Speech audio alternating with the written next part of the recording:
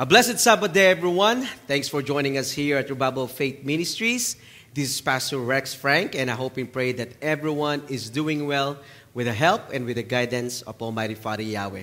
Thanks to all our brothers and sisters at the Revival of Faith family who are present here today, and as well as those joining our Sabbath service through our online broadcast. Thank you so much for spending your time with us, and we pray that this message will bring blessings and inspirations in your lives. Can everyone say hallelujah? Hallelujah. I would like to encourage everyone today to share this message, and let us be an instrument of blessing and truth to other people. All right. So to start our message today, let's open our Bible in Proverbs chapter 21, and we are going to read verse 15. Proverbs 21, verse 15, and this is going to be our opening Bible passage, and let's go ahead and read. When what is right and fair is done, it is a joy for those who are right with Yahweh, but it fills the sinful with fear. Can everyone say hallelujah? Hallelujah. Friends, join me as we humble ourselves and pray to Almighty Father Yahweh as we receive His word today. Let us pray. Heavenly Father Yahweh, Father Yahweh, we come before you with hearts full of gratitude for bringing us together in this sacred space. And on this Sabbath day, Father, we thank you for the privilege of spending our time with you and our fellow believers. And as we gather in your presence, Father Yahweh, we humbly ask you to open our hearts. Please open our minds to receive your teachings. Guide our thoughts and allow us to absorb the profound and powerful words you have for us today. Father Yahweh, may we feel your presence and be filled with your spirit. We ask, Father Yahweh, that the words shared by your servant speaking today will be blessed by you. Grant us, Father Yahweh, the understanding. Grant us the wisdom to apply these teachings to our lives. Once again, Father Yahweh, we express our gratitude for your boundless love and blessings. All glory and honor and praise belong to you. In the name of your Son, our Savior, Yahshua Messiah, we offer this prayer. Everyone say hallelujah. Hallelujah. Friends, our message today is entitled, Standing Up for What is Right. Standing up for what is right. Friends, in our daily lives, we often face with choices that test our integrity, test our obedience to Yahweh's words, and loyalty to Almighty Father Yahweh. And these moments, whether grand or seemingly insignificant events, are the situations in which we are tested to demonstrate our faith and our alignment with Yahweh's will. The world we live in is filled with challenges that can make it difficult to distinguish the right path. And as Yahweh's children, we are called to be light in the darkness, salt of the earth, and a voice of truth in times of confusion. Friends, throughout the Bible, we find countless examples of individuals who stood up for what is right, even when it was not the easy or popular thing to do. From the courage of Daniel in the lion's den to the bravery of Esther before the king, and the unwavering faith of the apostles in the face of persecution, these are amazing examples of being steadfast in their convictions and unwavering faith in their commitment. Righteousness, regardless of dangers or oppositions they faced in. Friends, the scripture is full of stories that inspire us to do the right thing. Despite of the challenges, despite of the confusion, despite of the negative situations that we are facing in. Kaya po sa araw na ito, mga kapatid, we will look at biblical examples, and we are going to explore how we can also be inspired and encouraged to stand firm in our faith to do what is right despite oppositions, despite of objections from other people. Friends, to stand up for what is right, we must first understand what righteousness and justice mean from biblical perspective. Righteousness, my friends, it is simplest form, is being in rightful understanding with our Elohim. It is living according to His will and His commandments. Yung justice naman, mga kapatid, justice, on the other hand, involves honest and fair treatment of all individuals, making sure everyone gets what they deserve without any bias, without any favoritism. In the Old Testament, the Hebrew word for righteousness is tzedek, which includes rightness, justice, and faithfulness. Justice is often translated from the Hebrew word mishpat, which refers to judgment and the administration of the law. And together with these words, depict a life that aligns with Abba Yahweh's moral standards and His concern for fairness and honesty. Ang ating pagkakaalam kung ano po ang tama, kung ano po ang makatarungan, ay nagmumula po sa katangian ng ating Amang Yahweh. Ganito po ang sabi sa Psalm 89 verse 14. Basahin po natin ang sabi sa Psalm 89 verse 14. As king, you rule with justice, and you always do what is right. You show your faithful love, and you are faithful. Can everyone say hallelujah? Ano po ang sabi mga kapatid, mga kaibigan? You rule with justice, and you always do what is right. Friends, our Almighty Father Yahweh by nature is fair. He is a loving and righteous Father.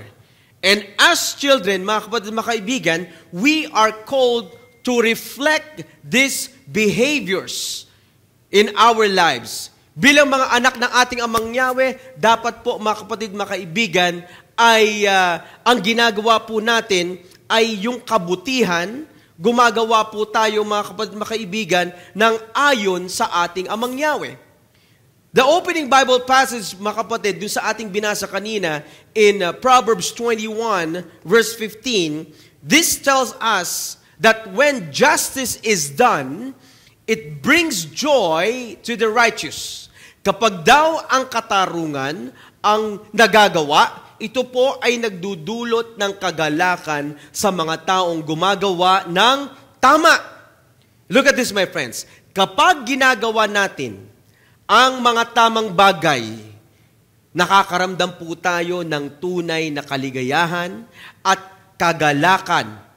Tama po ba? At ang kagalakang ito, mga kapatid, nagmumula po kanino? Sa ating pong Amang Yahweh. Ang paggawa ng tama ay isang kagalakan na nagmumula sa pagkakaalam natin na tayo po, mga kapatid, ay parte sa isang malaking layunin. Ano po yung layunin na ito? Yung maipakita natin yung character ng ating Amang Yahweh sa iba pong mga tao. Kaya napakahalaga, mga kapatid, mga kaibigan, na tayo po ay gumagawa ng tama. Tama po ba? Look at this, my friends. Tandaan po natin na ang paggawa ng tama ay hindi lamang nagdudulot ng kasiyahan sa ating personal na buhay, kundi pati na rin, mga kapatid, sa ating kapaligiran, sa mga tao pong nakapaligid sa atin. Just look at this, my friends. Kapag tayo po, mga kapatid, ay nagtataguyod ng paggawa ng tama, tayo po ay nakakatulong sa kabutihan sa ating komunidad, kabutihan po sa lipunan. At kapag tayo po ay nakitaan ng magandang paggawa, mga kapatid, at nakikita nila na tama ang ating pong ginagawa, tayo po ay nagiging ehemplo. Tayo po, mga kapatid, ay nagiging example and influence. Nakaka-encourage po tayo ng ibang tao na ganun din ang kanilang gawin. Subalit yung mga taong ayaw pong gumawa, mga kapatid, ng tama, Yung mga tao, mga kapatid, na ayaw gumawa ng kabutihan sa kanilang mga buhay, sila yung mga taong natatakot na magkaroon ng katarungan, natatakot sila, mga kapatid, na magkaroon ng justice. Bakit po sila takot sa pagkakaroon ng katarungan or justice? Dahil ang mga taong ito ay natatakot na makita nila na ang kanilang mga ginagawa ay hindi po naaayon sa mga salita at kautusan ng ating Amang Yahweh. Friends, wrongdoers are afraid of justice because it takes away everything they gain through cheating or dishonesty. They lose the power or wealth they obtained by doing wrong things and expose their bad actions. Alam niyo, mga kapatid, in history, nakita natin makikita natin kung paano ang mga taong gumagawa po ng mga masasama ay makikita natin, mga kapatid, gagawin nila ang lahat para lamang mapanatili nila ang kanilang kapangyarihan at maipagpatuloy ang kanilang mga masasamang gawain. Tama po ba? Nakikita natin yan o nababasa po natin yan. However, the Bible assures us, mga kapatid, na iyong mga ginagawa ng mga taong gumagawa ng kasamaan, ito po ay mauuwi lamang. Saan? Sa wala.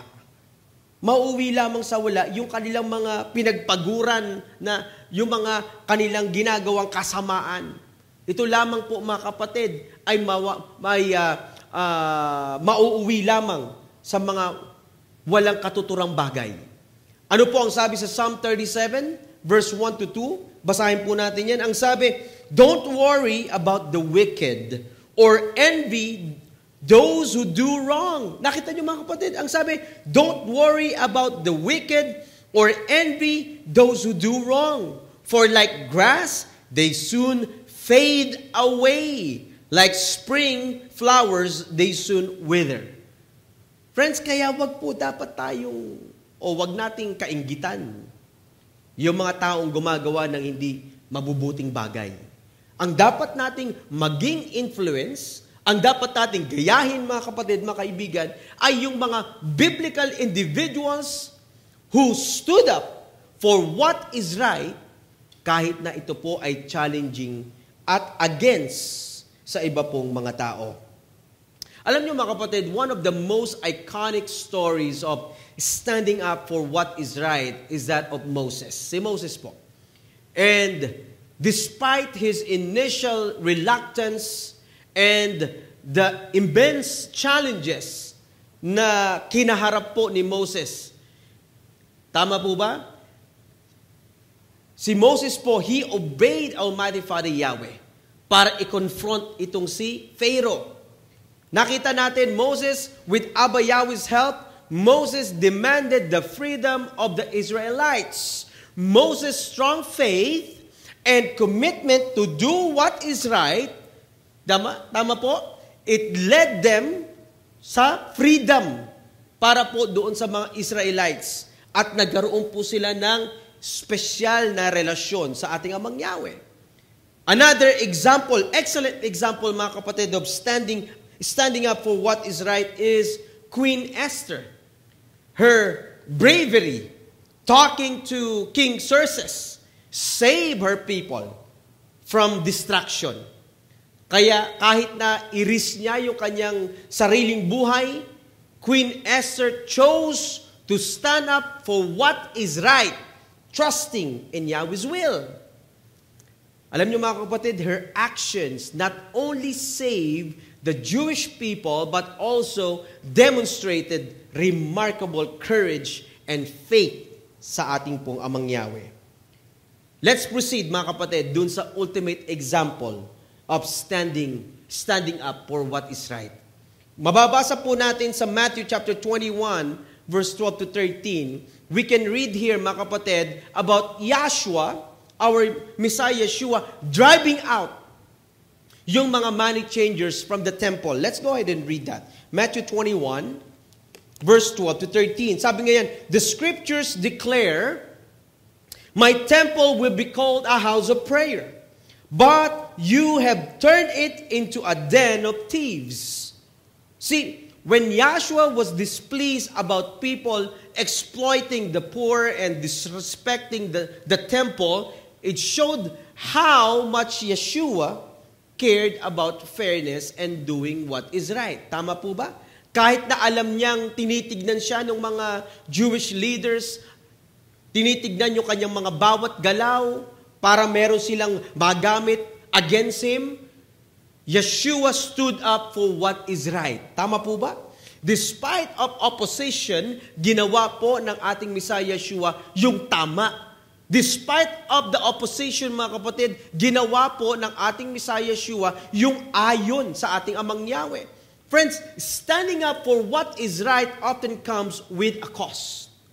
And the Bible does not shy away. Hindi po umiiwas ang Bible from the reality that the path of righteousness or yung paggawa po ng tama at kabutihan ay puno po ng mga oposisyon.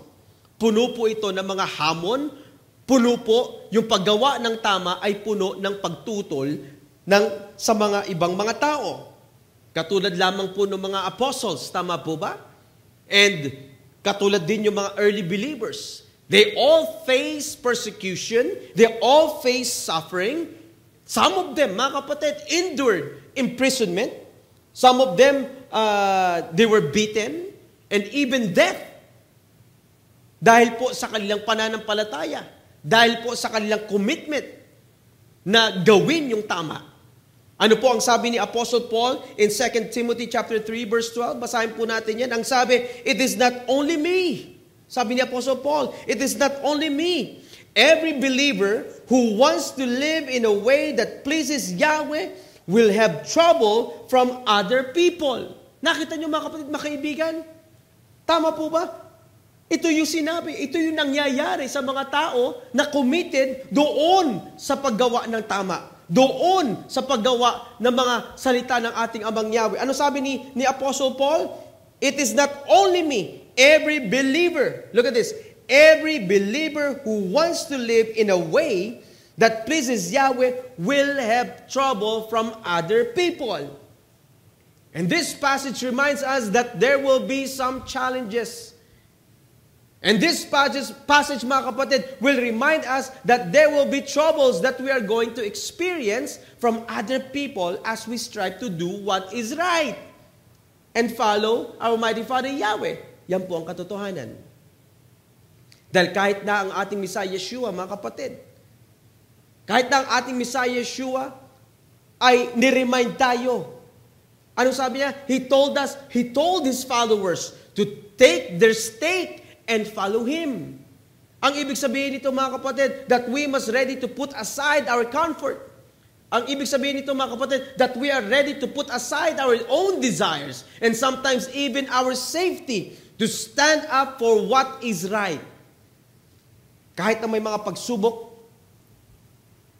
kahit na may mga sumasalungat ng mga tao sa ginagawa natin, dahil sa pagsunod natin sa tama, dahil sa pagsunod natin sa mga salita ng ating Amang Yahweh, kahit na maraming mga taong nag-o-object, patuloy tayong gumagawa ng tama.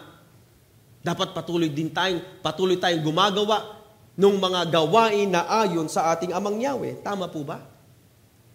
Let us all remember, my friends, the cost may be high. Yung ating pong pagsiserve sa ating Amang Yahweh, yung pagsunod natin sa ating Amang Yahweh, yung paggawa natin ng tama at kabutihan, the cost may be high, but the rewards doon sa mga taong gumagawa ng kabutihan, yung rewards doon sa mga taong gumagawa ng tama, yung rewards na doon sa mga taong sumusunod sa ating Amang Yahweh, meron pong kapalit na pagpapala. Meron pong blessing na ipagkakaloob ang ating Amang Yahweh sa mga taong ganito. What are these rewards, mga kapatid? Doon sa mga taong gumagawa ng tama. What are the rewards doon sa mga tao na sumusunod doon sa ating Amang Yahweh, sa salita ng ating Amang Yahweh? Ano ang kanilang marireceive when they stand up for what is right? The first reward, mga kapatid, we will receive. Ano po? We earn Yahweh's approval. We earn Yahweh's approval. Kapag tayo po, mga kapatid, mga kaibigan, ginagawa natin yung tama. Kapag tayo gumagawa ng kabutihan, kapag tayo, mga kapatid, sumusunod sa mga kautusan ng ating Amang Yahweh, we earn Yahweh's approval. Ano po ang sabi sa Proverbs 21 verse 3? Ang sabi ganyan, if you do what is right and fair, it pleases Yahweh more than sacrifices. Nakita niyo, mga kapatid? Friends, our commitment to do what is right brings us closer to Almighty Father Yahweh. And it aligns us with His will. Look at this, my friends. When we dedicate ourselves to righteous actions, we not only improve our moral character, but we also strengthen our spiritual relationship sa ating pong Amang Yahweh. Tama po ba? In Luke chapter 21, verse 1 to 4, we'll find the story, my friends, of a poor widow. Alam ko po, na-discuss na natin to. And some of you guys probably read this several times already. Yung poor widow, doon sa Luke 21, verse 1 to 4. And despite of her poverty, she did what was right, and she gave everything she had. Let's go ahead and read that. Let's read that narrative in Luke chapter 21, verse 1 to 4. Ganito po ang pagkakasabi, mga kapatid. While Yahshua was in the temple, he watched the rich people dropping their gifts in the collection box. Then a poor widow came by and dropped 2 small coins. I tell you the truth, Yahshua said. This poor widow has given more than all the rest of them, for they have given a tiny part of their surplus.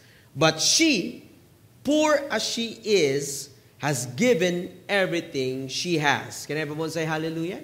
Hallelujah. Friends, this story illustrates the principle of sacrificial giving, the importance of sincerity and generosity of heart. This widow, mga kapatid, yung offering ng poor widow, though masasabi nating maliit, small amount, it is spiritually significant because it reflects her profound faith and willingness to do what is right. Nakita niyo, mga kapatid? Her willingness to do what is right. And she prioritized si Amang Yahweh above all else, even at great personal cost. Dahil yung ibinigay niya, mga kapatid, yun na lang ang meron siya. Yun na lang ang natitira sa kanya. Tama po ba? Friends, I suggest that we always commit doing what is right kahit ano pang sitwasyon ang ating kinakaharap sa ating bubuhay. Let's make a conscious effort, my friends, to prioritize yung biblical values na ipinagagawa ng ating Amang Yahweh para po sa atin. Hallelujah? Alright.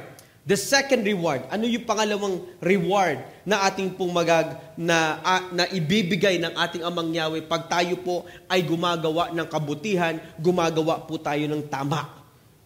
Ang second reward po na ibibigay sa ating, mga kapatid, we earn eternal rewards. We earn eternal rewards. Ano po ang sabi sa Matthew chapter 5, verse 10? Ganito po ang pagkakasabi. Matthew chapter 5, verse 10, happy are the people who do what is right, but other people hurt them because of it. The kingdom of heaven belongs to people like that. Can everyone say hallelujah? Ang sabi, the kingdom of heaven belongs to people like that. Let us always remember, my friends, our Almighty Father Yahweh promises eternal rewards for those who pursue what is right in their lives. Standing up for what is right will be rewarded ng buhay na walang hanggan. Eternal life. Can everyone say hallelujah? Kaya tandaan po natin, mga kapatid at mga kaibigan, na yung mga ginagawa natin ngayon, yung mga actions na ginagawa natin ngayon, yung mga choices na ginagawa natin ngayon, yung attitude na ipinapakita natin ngayon habang tayo po'y nabubuhay, ito po, mga kapatid, lahat na ito makakaapekto sa susunod nating buhay. When we do right thing according to Abba Yahweh, sabing ganyan, tayo daw po ay makakatanggap ng buhay na walang hanggan.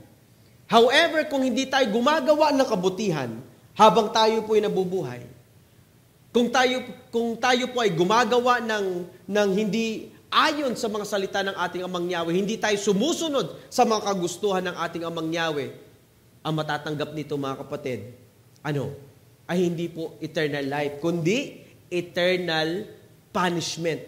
Sa Tagalog, walang hanggang kaparusahan.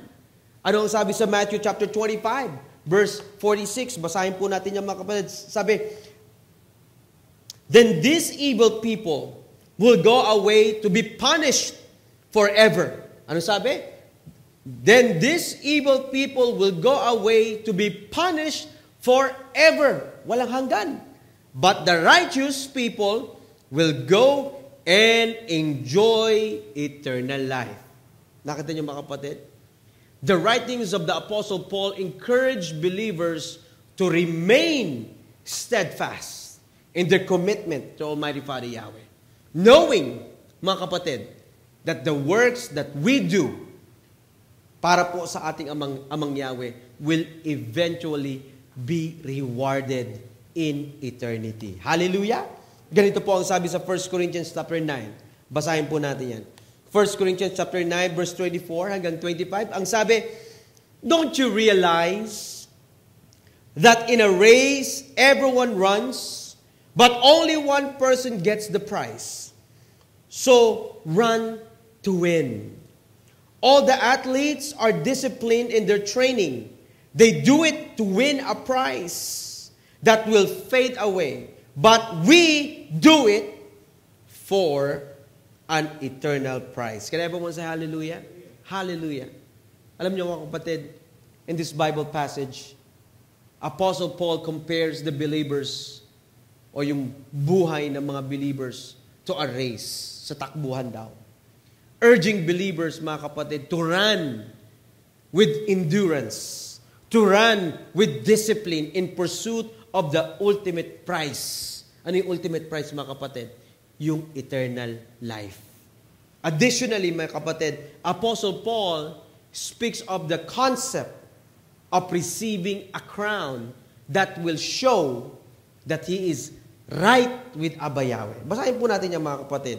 Yan po yung sulat ni Apostle Paul. 2 Timothy chapter 4, verse 7 to 8. And he said, ganito po ang pagkasabi ni Apostle Paul, I've fought the good fight.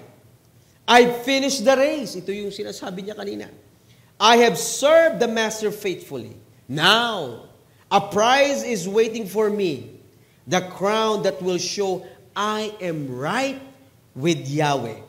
The Master, the Judge, who judges rightly, will give it to me on that day. Yes, He will give it to me and to everyone else who is eagerly looking forward to His coming. Hallelujah.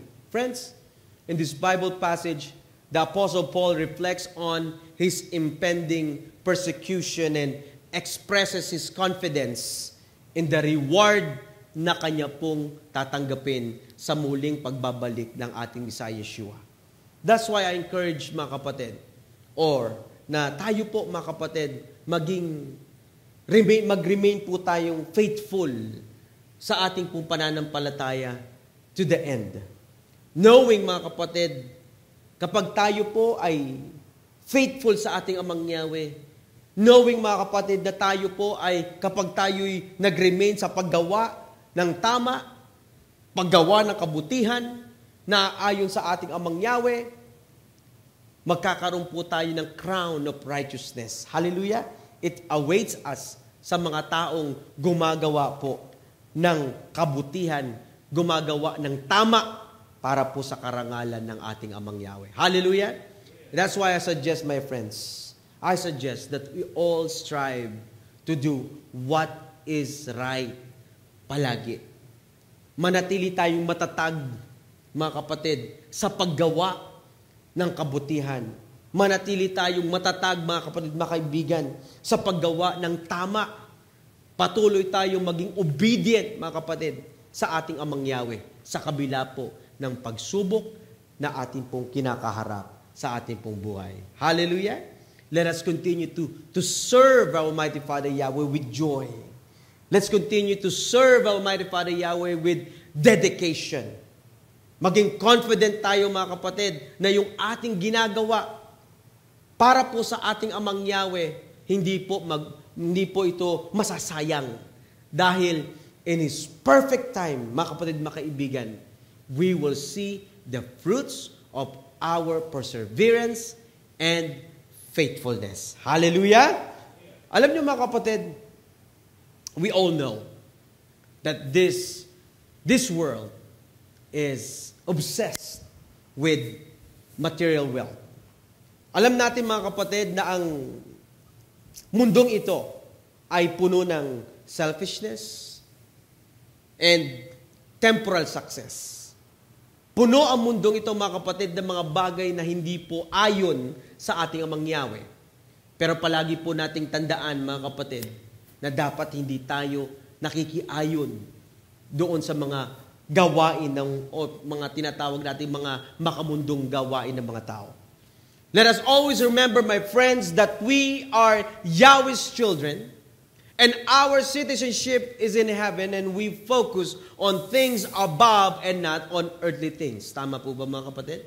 And as Yahweh's children, we must continue to show love. As Yahweh's children, we must continue to show kindness, compassion, forgiveness, and righteousness. And as we await for the return of our Messiah Yeshua. Dahil yan ang dapat natin ginagawa.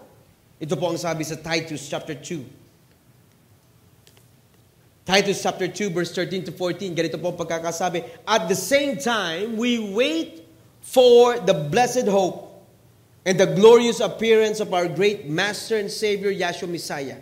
He gave Himself for us in order to rescue us from every kind of lawless behavior and cleanse a special people for Himself, who are eager, look at this, ano sabi? Who are eager to do good actions. Can everyone say hallelujah?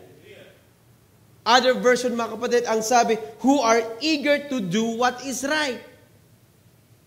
Alam niyo mga kapatid, this passage emphasizes the active role na dapat nating ginagawa sa ating pong spiritual journey. We must be eager to do what is right. And this eagerness, mga kapatid, to do what is right is one of the requirements of our Almighty Father Yahweh para po sa Kanyang mga anak. Alam niyo mga kapatid, let us always remember that our faith should be reflected sa ating pong mga ginagawa araw-araw. Tama po ba? Look at this, my friends. A genuine faith naturally leads to good and right actions, showing our true belief and dedication. Kanino? Sa ating pong Amang Yahweh. Hallelujah! Alright, let's go ahead and continue to look at other biblical characters who stood up for what is right despite of the dangerous circumstances that they were facing. The first example, mga kapatid, ipagpatuloy po natin yung example natin. Itong si Prophet Micaiah. Alright? Prophet Micaiah is the son of Imlah.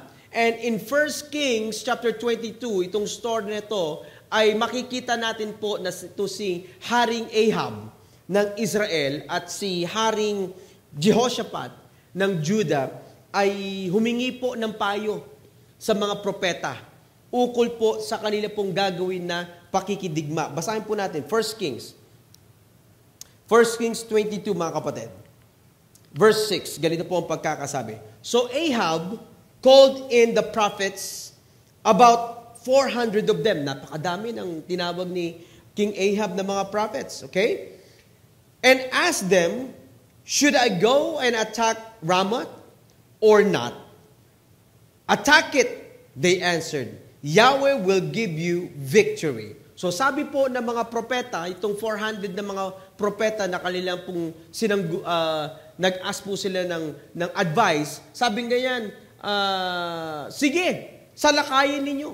Sabi nga ng mga propeta, tutulungan kayo ni Yahweh at matatalo ninyo yung inyong mga kaaway. Yan po yung payo nila doon kanila King Ahab at kay Jehoshaphat. Lusubin daw. However, nagtanong itong si Haring Jehoshaphat kung meron pang ibang propeta na pwede po nilang pagtanungan. Parang sigurong second opinion. Alright? Para makasigurado silang tama yung kanilang gagawin na pakikipaglaban. Sabi ni Haring Ahab, mga kapatid, meron daw pang isang propeta na pwede nilang tanungan, pero galit siya dito. Ito po, kasi yung propeta, mga kapatid, ito po si propetang Micaiah. Ayaw niya dito kay Prophet Micaiah. Pero ipinatawag pa rin itong si propetang Micaiah upang makausap ni Haring Jehoshaphat at ni King Ahab. And Micaiah, Prophet Micaiah alone, spoke the word of our Almighty Father Yahweh. Even though it contradicted the false prophecies of the other prophets, he courageously stood for what was right, despite facing opposition and imprisonment. Ano po ang sabi ni Prophet Micaiah sa 1 Kings, mga kapatid, chapter 22, verse 17? Then Micaiah told him, I saw all Israel scattered upon the mountains as sheep without a shepherd. And Yahweh said, their king is dead. Send them to their homes. So, yung sinabi po ni Prophet Micaiah ay taliwas. Masasabi natin, ito ay kabaliktaran doon sa sinabi ng 400 na propeta. Dahil doon sa pangitain po ni Prophet Micaiah ay nakita niya dito na namatay yung hari, may namatay na hari sa pakikidigma doon sa kanilang kalaban. Look at this, my friends. 400 yung propetang nagsasabi na, sige, salakayin nyo. Magtatagumpay ka. Bibigyan kayo ng success ni Amang Yahweh. Yun ang sabi ng ibang false prophets. Di ba? Pero itong si propetang Micaiah, iba yung kanyang sinabi. Tama po ba? Sinabi ni propetang Micaiah na hindi sila magtatagumpay. Prophet Micaiah stood for what is right. At sinabi niya yung katotohanan. Sinabi niya yung ipinakita ng ating Amang Yahweh doon sa kanya. Tama po ba? Kahit na sinabi sa kanya nung messenger na, sabihin mo din kay Prophet Micaiah, sabihin mo din doon kay Haring Ahab na sila'y mananalo. Pero hindi po yun ang ginawa ni Prophet Micaiah. Basahin po natin, 1 Kings 22, verse 13 to 14. Tignan natin kung ano yung sinabi ng messenger. Meanwhile, the messenger who had gone to summon Micaiah said to him, listen, the prophets all agree that the king will succeed. Nakita niyo mga kapatid?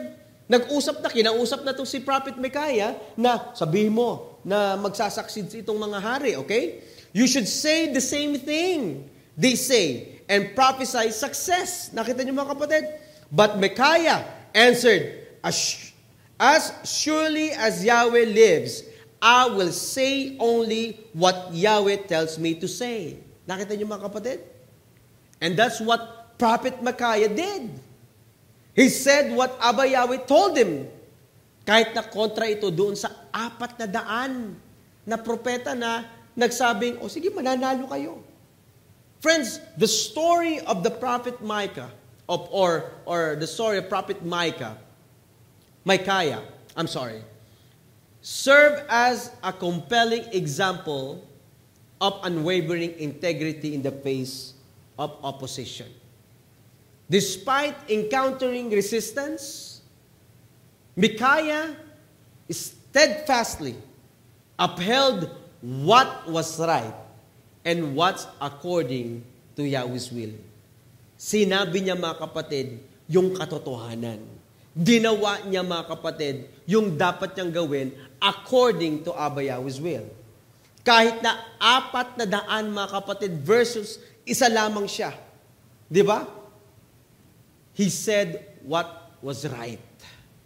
I hope and pray mga kapatid na ganito po tayong yung ating pong paninindigan na gumawa ng tama.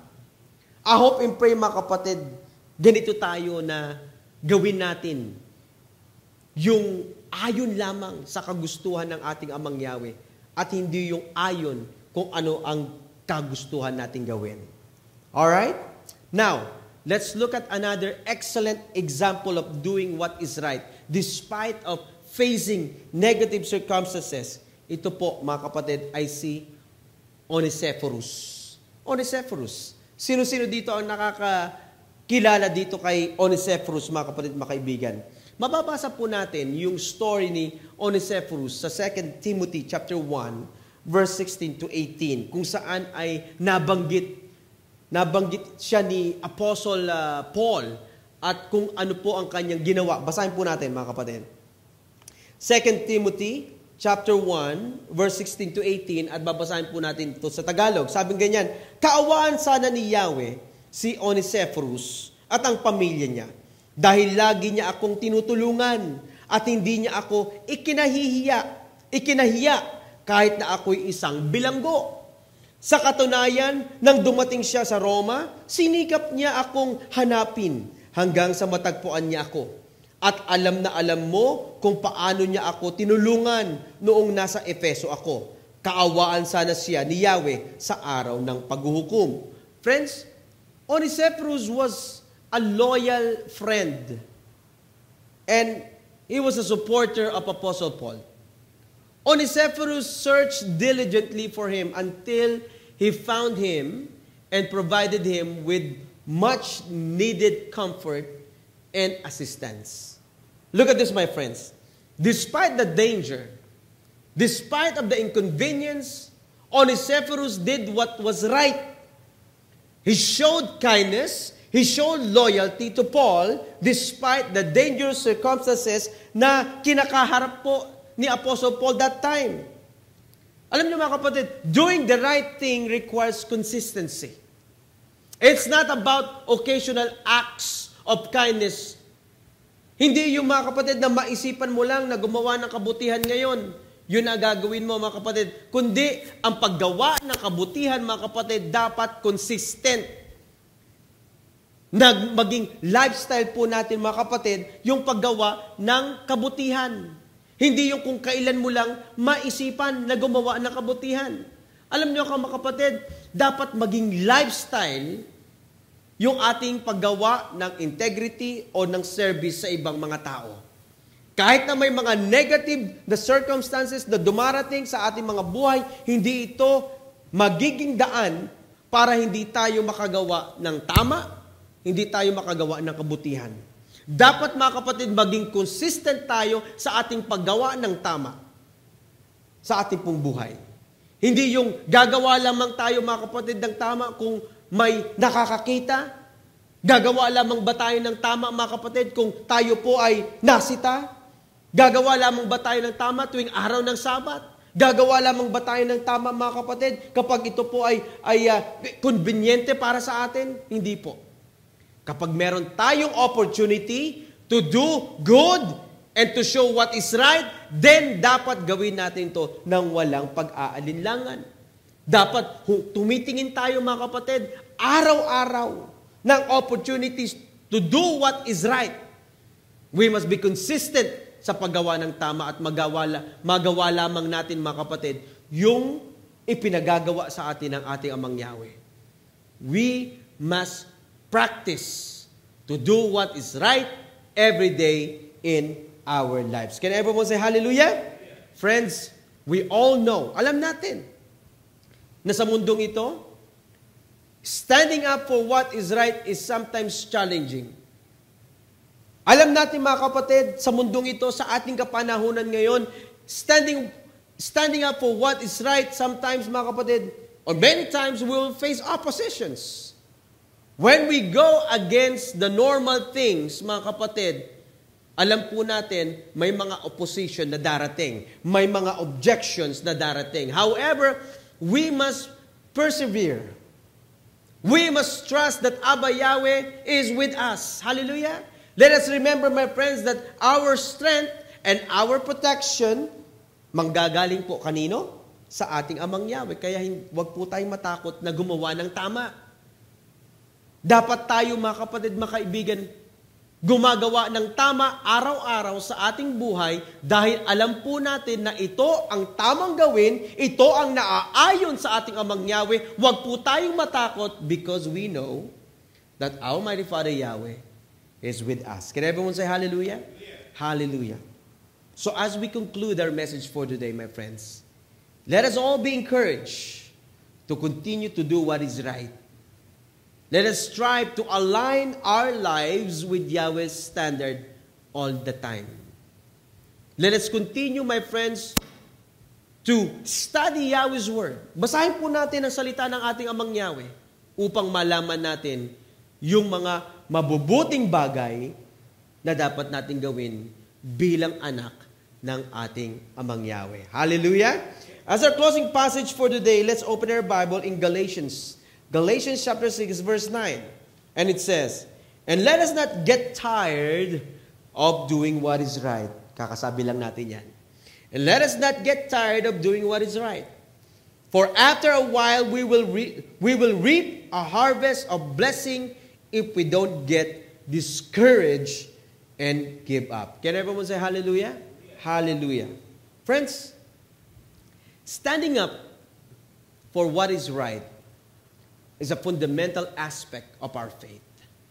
Napakahalaga, mga kapatid, sa ating pong pananampalataya, napakahalaga sa ating relasyon sa ating Amang Yahweh ang paggawa natin ng kabutihan, ng tama at kabanalan. And as we strive to align our lives with Yahweh's biblical principles, we must be prepared to face challenges. We must be prepared, mga kapatid, to make sacrifices and persevere in the face of opposition. Let us pray, mga kapatid, for courage. Let us pray for wisdom. Let us pray for strength to stand up for what is right and to be good examples of good works in our communities, sa mga tao pong nakapaligid sa atin, and let us reflect the character of our Almighty Father Yahweh palagi sa ating pong buhay. Hallelujah! Friends, sumayin niyo nawa ang kapayapaan, ang pag-ibig, at pananampalataya na nagmumula sa ating Amang Yahweh at sa ating Messiah Yeshua. Pagpalain nawa ng ating Messiah Yeshua ang lahat na nagmamahal sa Kanya ng tapat. Kaya po mo say hallelujah? Hallelujah. Tumayo po tayo, panalangin. Father Yahweh, we thank you for the opportunity to hear your word on this Sabbath day. May these words, may all these lessons be planted deeply in our hearts and our minds. Heavenly Father Yahweh, help us to stand for what is right, to be advocates for justice, and to live lives that reflect your love and your truth. Father Yahweh, fill us up with your presence and with your Holy Spirit. Give us the courage to speak out against injustice. Give us the wisdom to act with integrity and the perseverance to continue even in the face of oppositions. Once again, Father Yahweh, we thank you so much for your love, for your grace, and for your mercy to each and every one of us. We bring back all the glory and praise to your wonderful and powerful name, and we ask all these things through your Son's name, our Savior, Yahshua Messiah. Hallelujah, hallelujah. Let's go ahead and raise our hands and receive the blessings from Almighty Father Yahweh. Yevereka ka Yahweh viyish bereka, Yair Yahweh panabileka vikunika, Yesa Yahweh panabileka, Vesem leka shalom. May Yahweh bless you and keep you. May Yahweh make shine His face on you and be gracious to you. May Yahweh lift up His face unto you and give you peace. Hallelujah. May Almighty Father Yahweh bless us all. Happy Sabbath, everyone.